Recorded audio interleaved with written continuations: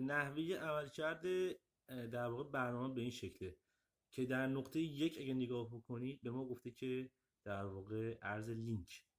اینجا الان ارز لینک رو شما دارید میبینید، بفروش و در واقع شورت بگیر که قیمتش هولوش 14 و نیم بوده و سقوطی که داشته تا تقریبا 14 و 2 دهم 14 و 1 دهم سقوط کرده. یه خودتون محاسبه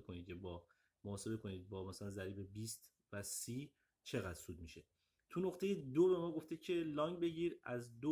از تقریبا 14 و 3 دهم شروع شده تا 14 و 8 دهم این داستان ادامه داشته. سود خودتون میتونید محاسبه کنید و بفهمید که چند درصده. و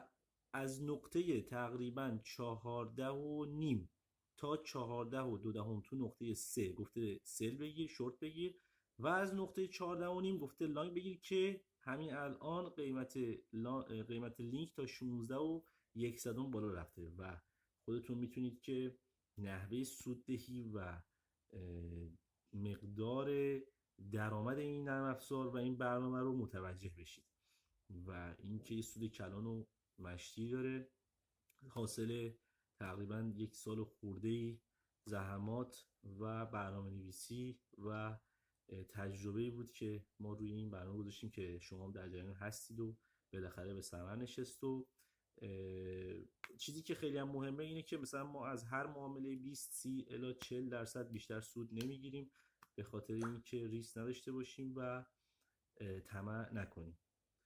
این مهمترین بخش در واقع این برنامه و این نرم افزاره که شما دارین در واقع توی عکسی که هستش مشاهده میکنید و چیز خاص دیگه این نیست، بسیار راحت و بسیار